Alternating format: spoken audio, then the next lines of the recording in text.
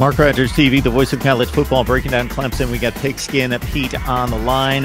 Clemson at spring practice right now. Nothing substantial to talk about there. Just reviewing personnel and looking forward to the NFL draft.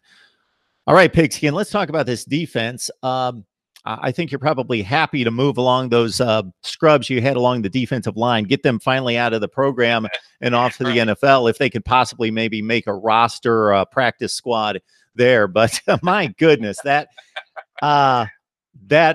would rate as one of the great, not just defensive lines in the history of college football, but one of the great units in college football. It still sticks with me in looking at a Sports Illustrated rundown of what they consider to be the top 100 players in college football last year going into the season. And again, I'm not latched onto Sports Illustrated being the end-all be-all in regards to rankings and ratings, but this was pretty much consensus where they had, I believe, 3 of those guys rated in the top 11 players. So you're not just talking about having 3 players on your team in the top 11 in the country, but 3 at the same position. And then Austin Bryant was like at 17 or 22 or somewhere like that.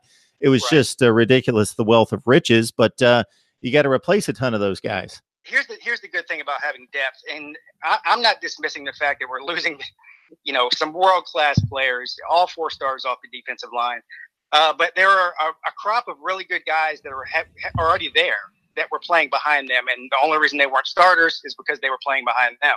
So I think that what you're going to see is you're not going to see huge drop off as far as talent goes on the defensive line. You will see a definite drop off in depth. So that could, depending, God forbid there's some sort of injury during the year to one of these key players. I still think that our depth is good, but not near as good as it was last year. I mean, we were just rotating guys like nobody's business last year, and you saw a lot of the younger guys, which was good, got a lot of playing time last year. But the names to look for this year on the defensive line, KJ Henry, he was redshirted, 5-star player who would have started for anybody in the country except for the depth that we had.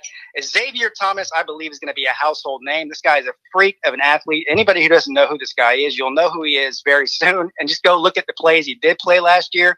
He has size, speed. He's going to be a top NFL prospect when he comes out. So he'll be a true sophomore. And of course, I think we still have Niles Pinkney in there, to clog up the middle. Big guy, and he's got a lot of experience. So I'm not too worried about the overall talent. And I think with our schedule this year, and I know a lot of people love to point out Clemson's schedule, and that's fine.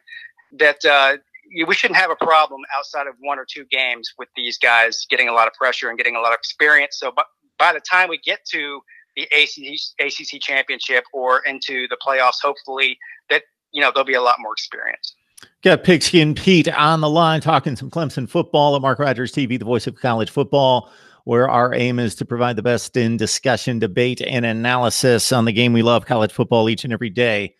Even here in March. So let's look at the rest of the personnel on defense. Trey Lamar moves on. He declared early. If there was any kind of concern, Pigskin, as you well know, going into the college football playoffs, it was okay if a quarterback like an Ian Book or a Tua especially gets the time to throw. Are they going to be able to pick apart this defense? It didn't happen aside from some shots in the first quarter against Alabama.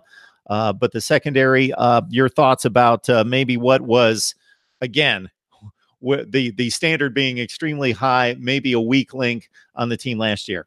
Yeah, so that has been the weakest link on our defense for several years now. But when you look across the landscape of college football, I think that's a weak link on most teams because it's an extremely difficult position in college football. Yep. With these air raid systems, and they just aren't quite physically mature or mentally mature enough to handle that sort of thing. In their first couple of seasons, you see the most dominant players in that position, happen in their senior season. And of course, teams like Florida and LSU, they and even Georgia, they rack up on these defensive backs every year.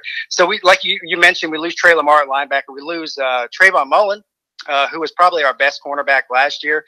I do think that we recruited very well in 2019, but again, those guys are going to be freshmen. I think you're going to see some moving around of players that may shock some people. So Darian Kendrick, who was a true freshman receiver for us last year, and he actually was a high school quarterback. So this guy's gone from quarterback to receiver, and there's talk that he may be playing full-time, or at least a lot of the time, at cornerback this year. So he's been doing that at camp this year so far, and they're saying he's looking really good. On top of that, we have Isaiah Simmons decided to come back. Thank God. He's one of our better cornerbacks. And then Tanner Muse at safety is a big unknown. Tanner Muse is a veteran player. This guy, he has a very unique skill set. So he's a great tackler. They move him to linebacker a lot.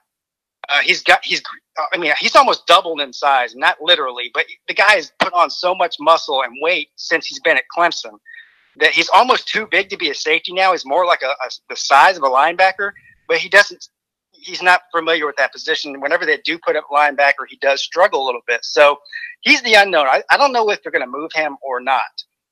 That's going to be something that's interesting to see.